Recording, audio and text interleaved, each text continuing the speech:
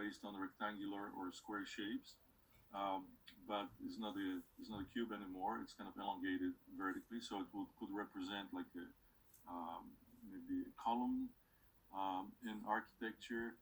The proportions would be maybe like a concrete column would have maybe this width, approximately proportions to the height. Um, and we need to and we're going to produce the shadows for it.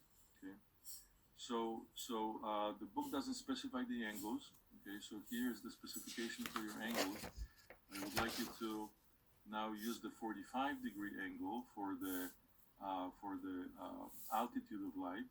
So the sun is I don't know what's going to be today, but, probably like maybe an hour before the peak, the midday would be maybe about 45 degree, like late morning or early afternoon. And the sun is coming directly from the left hand side again. Okay, so similar setup, and that's what I mentioned earlier, that those exercises kind of build on each other. So here you've got different proportion of the volume and different angles of light, so it will give you slightly different proportions for the shadow, but the procedure and the diagram of the shadow itself is going to be exactly the same. So here I kind of simplified it to this one slide. So essentially, if you just to remind you a little bit the procedure. So the first thing you would need uh, to identify the what is light and what is dark. Okay,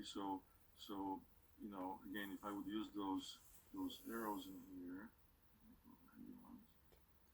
okay, you can see that again the left side of the object is going to get the light. So obviously the two planes, vertical planes on the right hand side will not, and the top is going to get the light. So it's going to be exactly the same casting edge. So then the casting edge again is going to be of this vertical plane, the edge of this horizontal one, another horizontal one, and then the one, the hidden one behind it.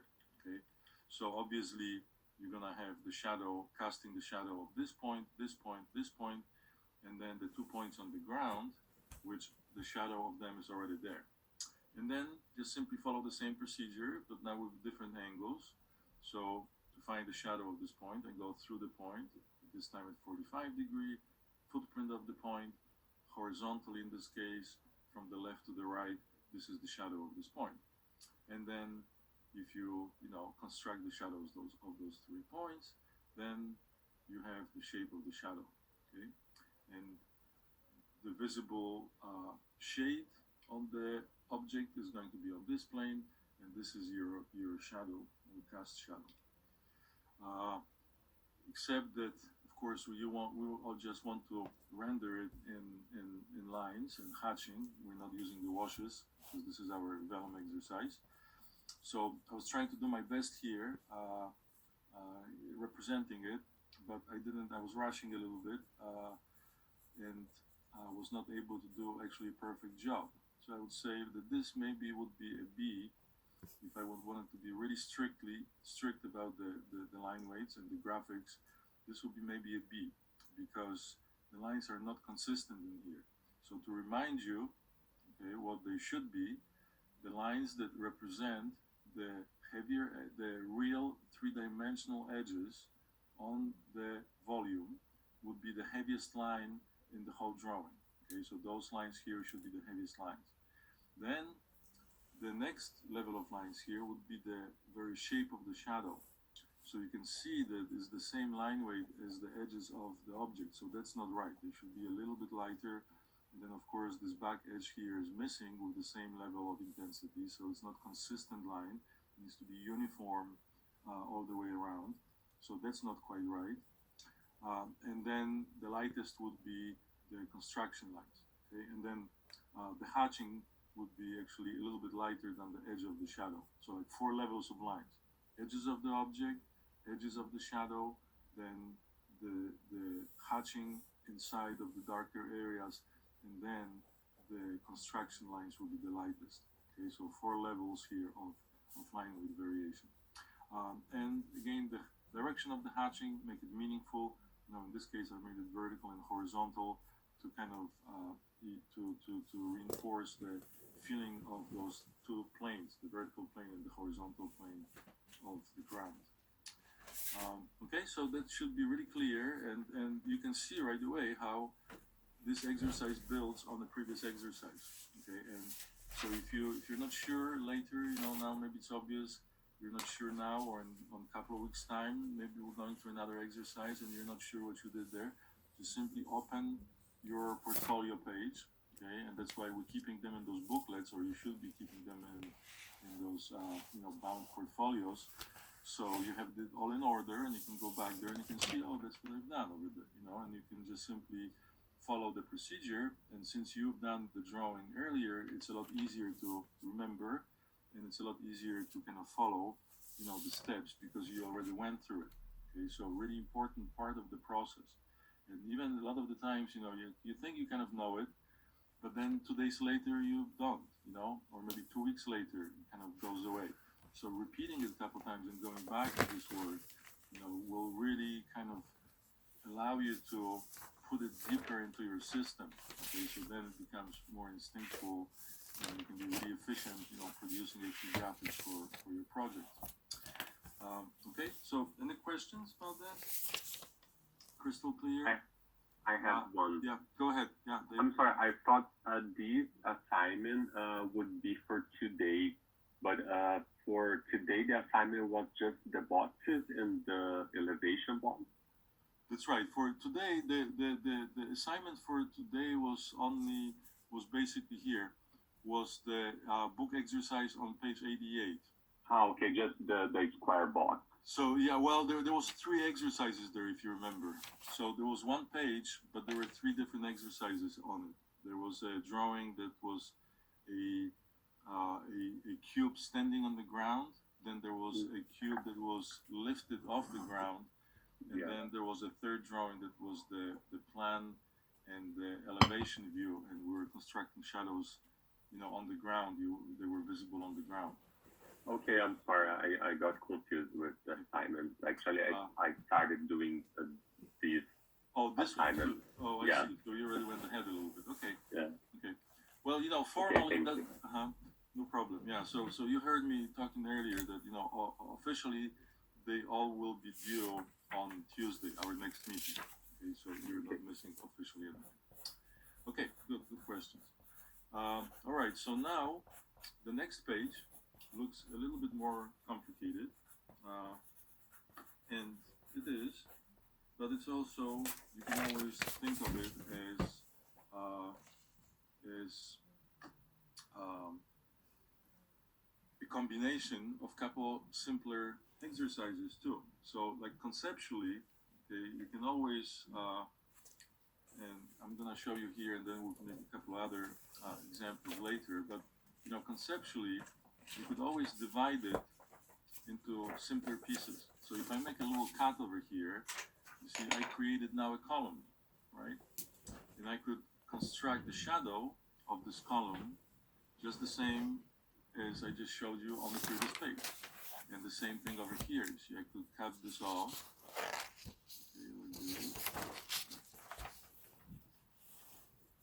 Precisely. So I could. So now I have 2 standing columns.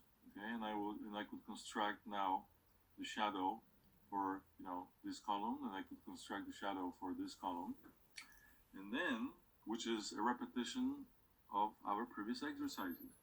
And then there is this kind of a hanging in space big beam, you might say, that if I would find the shadow of this cast on the ground, which would be somewhere over here. I'm just showing conceptually for now, okay? And this will be kind of a repetition of the exercise with the raised box from the previous pages, okay? So again, the proportions are different. This is like a horizontal beam as opposed to cube, but it's still a cuboid shape, and it's raised off the ground. So if you now find the shadow of the first column, second column, and then find the shadow of the middle, and then combine the shadows into one shape, you're going to get the shape of this whole object in here. Okay, so conceptually, you can always kind of think of it like this. Now I'm going to show you more here, step by step, how to solve this shadow, which kind of comes down to a similar idea. Uh, and actually, one more thing when I still remember, because I don't have a note on it on any of the slides, that those two pages, 89, so the previous page, this one 89, and this one 90, you should do it on the same piece of vellum. So you can see there's enough height, maybe the column could be below here with its own shadow. Okay, you can just add it here, or you can change the order. Maybe the column is on the top and the gate is below by sliding the vellum on the top of the book pages.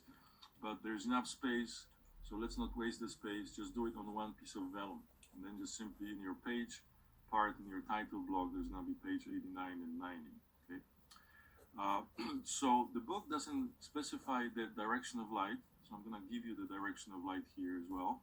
And it's going to be the same as with the column, so it makes it easier, right? And that's why also you should do the column first, and then do this one next. It's going to be a lot easier. Okay, so the light is going to be coming from above at 45 degrees, and here you can see another kind of a symbol, graphic symbol, that specifies the direction of light. And you find a variety of the symbols in different books, so we're kind of covering majority of them. So what I was using, the symbol I was using earlier was here. What I was using earlier was was using two arrows, right? So this was specifying the altitude of line, and then this was specifying the bearing of light. Yeah. Now this gives you exactly the same information. So this angle over here is here. So this is your 45 degree. Okay. The bearing angle is over here. And the reason that I know that it's going in this direction and not the other one is because of this vertical line over here. Okay? So whenever you see a triangle like this, and we're gonna go back to this symbol in other exercises, you will know that it kind of specifies the direction of light. And more conceptually, also, if this would be some hypothetical point A in space, and this is a hypothetical shadow of this point, then you can sort of back engineer this drawing into the specificity of the light source. Okay, so that's pretty clear. I hope so. Okay, so again, you would have to analyze a little bit what this how this object will be illuminated. So I don't want to spend too much time on it, but it will be the same idea, the same with those two columns. So notice that these two planes will be illuminated, these two will be in dark. So in this sense, is kind of elaboration of what you've done earlier. So my casting edge would be over here.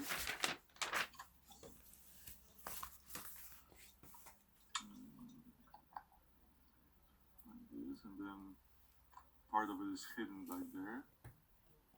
Okay, except that there's a couple of different casting edges here, the same way. Well, not exactly the same way, but kind of more elaborate version of the raised box off the ground. So this is one casting edge. So then obviously this would be the point that you would need to find the shadow, which is already there. This is another point. This is another point. Another point. Point 5 is already there. So this is one casting edge. But because of the beam part over here, you can easily imagine that the underneath of this beam, okay, would also be dark and will be casting the shadow. Okay, so part of the casting edge also would be there. And this is definitely like one of the places that SketchUp would be useful if you're working with SketchUp, because it's really easy to build something like this in SketchUp, and then you can see exactly what the shadow is going to be, and you can rotate your box around and see what parts will be dark and so forth. Okay, so this is another part of the casting of the shadows over here.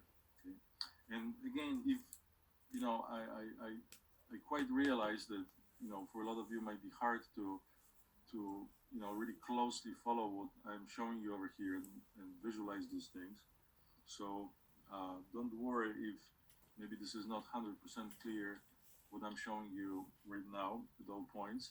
But once you see the complete kind of a piece and we go through it, then and you draw it yourself, you kind of go through a process of drawing, then it all becomes more clear. Okay. Is there any questions? Maybe I've heard a question. No. Okay. So the procedure itself for finding those points is exactly the same. So let's say for point 2, okay, this is the footprint of this point. I go, in this case, 45, and then horizontal. So this is the shadow of point 2. Shadow of point 3, same thing.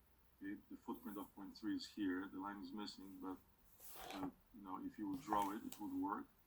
Okay, point 4 is over there. So if there would be no beam in here, if this would be solid, okay, notice that then the shadow is exactly the same as the cube. It's just different proportion because it's not as deep, right? It's got this like flatter than a cube. But and this would be maybe another way also of conceptually dividing exercise like this into smaller pieces and solve them. So imagine you do a shadow for a solid wall, okay, no opening.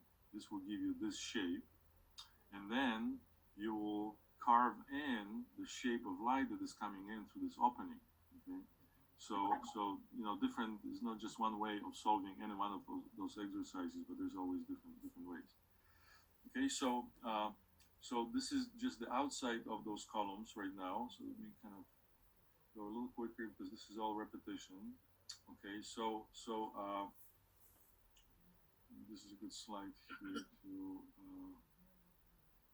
Okay, this is a good slide to spend a little bit of time in here. So essentially, if there would be no opening, if there would be 2 columns in here, then you would have these shadows, okay, and the ending of them will be slightly different, but here is different because they join with the shadow of this beam. So this is the part of the shadow that comes off the column. This is from the other column, and then this is the shape of the shadow that is being cast by this horizontal piece. So the back side of it is cast by this edge over here. Okay, so how do I find the shadow? Well, if I have the shadow of this point, which is here, shadow of this point, which is here, I can simply draw this line. Then this part of the shadow is a hidden edge from this direction. Okay, so it's right behind this line over here, which is basically the facing on the other side of this. It's on the other side of this bridge, of this gate. Okay, and it's right underneath the beam, right? I hope you can see this edge. This is like the place where, if you do enough of those exercises, your spatial imagination gets trained and you can actually see spatially those things. So when I look at them, I can definitely see this edge over there and I know what it is. But I remember when I was learning it, a lot of the times I would like be, I just can't see it, And the way to learn how to see it, it just happens over time by repeating these variations of those different cases. And that's what we are doing today and we'll be doing for the next couple of classes, like the most fundamental cases of these different solids that are often, found in architecture. Okay, so anyway, going back to our lecture here, so there's this hidden edge underneath, and the hidden point on the corner there is 0.9, is not the 0.2, is the 9 is one beyond. Okay, so but it's still on the same line, except that the footprint of it, maybe it's 0.8. So there's inconsistency in here a little bit. Anyway, so whatever point it is, it's hidden there, and then the footprint of it is going to be over here, right? Because it's on the other side of this bridge. So the shadow of this beginning of this line is here, and then the shadow of the end of this line is gonna be over here. So therefore I can draw this line here, and this will be the thickness of the shadow cast by the underneath of this bridge plus the shadow of the back of this wall over here. Okay, that's why it's a little thicker. So now, if you do that, then you can see that the shadow of this horizontal piece is running into the shadow of the column, and they're going to be overlapping there. So there's two different shadows that overlap. Now, we are not cross-hatching them as separate shadows. We're going to still cross-hatch them as a one continuous shape. So whenever two shadows merge for technical drawings, we just consider them as a one shape that is, we just outline both shapes together. And this is the shape of the shadow. So this will be almost a complete here picture, okay, and then of course you hatch it. So this will be the shadow cast by this object on the ground. However, the underneath here of this bridge is going to also cast a shadow on the vertical surface of this column. And how would I know that? I don't know, it's kind of complicated to maybe explain at this point, but let me just show you how you resolve it, and then as you draw it, you can think about it, and you can maybe think of ways of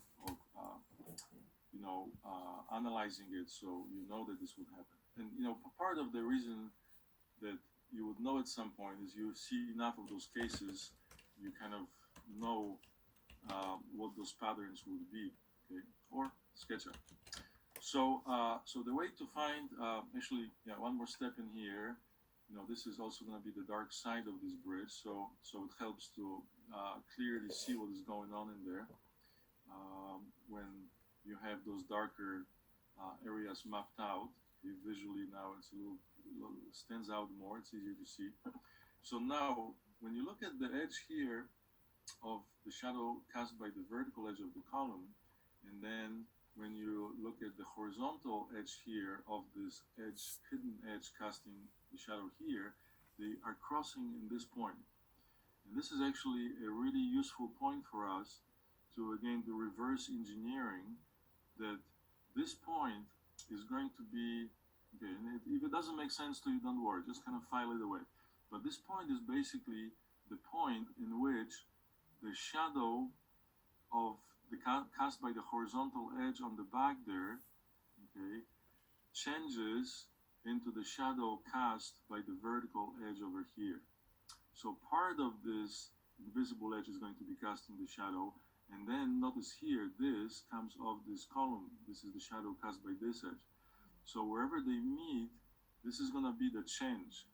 And if you use this point and you go back from this point in the direction of light, okay, and you find the point 11 in this case on this edge, this is actually going to be the very first point on this column, or last point maybe on this column that is casting the shadow here. So the shadow cast on the face of the column here is going to look like this, and maybe with rendering like this, okay? And so you can see, so this part of the shadow, this little angle here, okay, this is cast by a horizontal edge on the back of this gate. And then from here on, okay, the shadow of this hidden edge is hidden inside of another shadow. So maybe it sounds complicated, maybe it is a little complicated in this detail, but I think that geometrically you should be able to follow it. And then once you see it, all these gates will have kind of a shadow pattern like this. If the sunlight is a little higher or lower, maybe this shadow is going to go deeper in here, or it's going to be a little shorter, but the pattern, the diagram will kind of remain the same. So, once you do it a couple of times, then you just kind of know these things.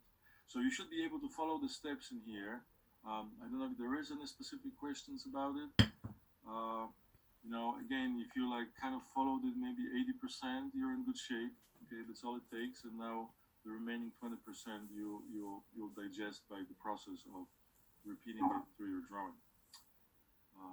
Okay, so questions? No questions. All right. So now the second part. So those two exercises due on one portfolio page. on Tuesday next week.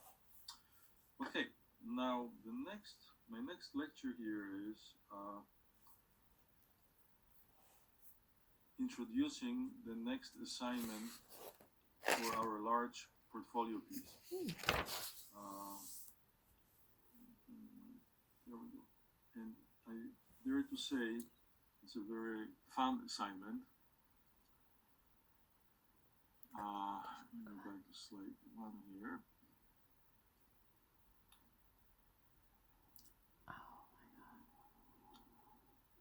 Okay, so this assignment is not in a book.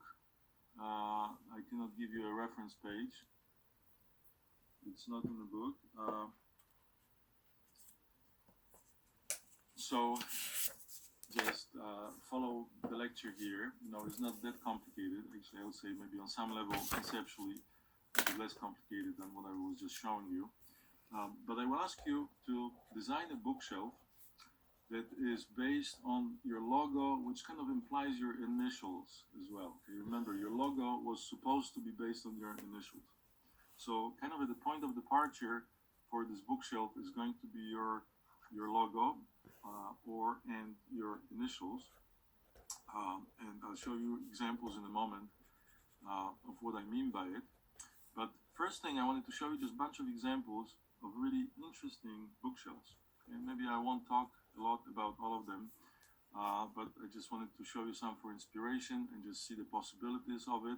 So on one level, you can think of a bookshelf as a kind of a generic box, that is standing or hanging on the wall or standing against the wall, and has a bunch of shelves for the books. So that's fine, but we would like to have a little bit more sculptural bookshelf, a little bit more interesting. And that's what I will show you a bunch of examples of. And it could be something that's on the wall, or it could be something that's more like a freestanding kind of a sculptural piece. So here you have a very creative bookshelf, actually made out of books themselves, and somebody is doing a little balancing act over here, kind of like stacking the stones. But there's a variety of things that you can do with it. Okay, so notice here I'm just showing you a bunch of different examples of what designers kind of came up with. Okay, and some of them have quite a bit of imagery in it, like obviously two handsome cows over here. Actually, this reminds me quite a bit of a 3D project that we used to do in Berkeley in a class that was equivalent of RQ 131 class, where every student would choose an animal, and then they had to analyze this animal, and then they had to build a model, full-size model, out of cardboard of it, and there was a series of drawings that would show sections and elevations of the animal, and so forth. Really fun project. Okay, let's keep going. So we also think, it could be also, yeah? Question? No, okay. So, the bookshelf also, this one kind of like reverses the idea of there's really no shelves in here. It's more like a box, and then there's cut ends to the box in the form of letters, and that becomes the space for the books. So that's another creative way of approaching the bookshelf. Here's something that maybe reminds those of you who are in design classes like RQ 121, kind of an early modernist, the steel vocabulary here of designing this particular bookshelf. Variety of materials. So this one obviously is made out of steel or some kind of a metal because it's really thin, right? Like the wood would not hold up. Notice that the wood, if the wood is being used, there has to be a little bit more thickness to those members. And this is one kind of a thing that I would like you to practically keep in mind when you're doing your design, that it's, even though it's just a design on paper, for now we're not going to build it, even though maybe you could in the future if you like your design. But we want to consider the practicality of it, so to speak. So the thickness of the material needs to be kind of considered, okay, and something that looks reasonable for different materials. So the steel will be thinner, but if you if you look carefully, okay, there you can still see the thickness of the materials in here. So in your drawing, I guess what I'm referring to is that all those parts here would have to be drawn with double line, not with a single line, to kind of indicate the thickness of the material. Okay, so let's just go through some pretty wild variety of, actually, when I started teaching this assignment, I was kind of amazed what you can do with a simple idea of a bookshelf when you start looking for things out there for examples. Okay, so here's the idea of a modular kind of a stacking bookshelf that you can add different units to.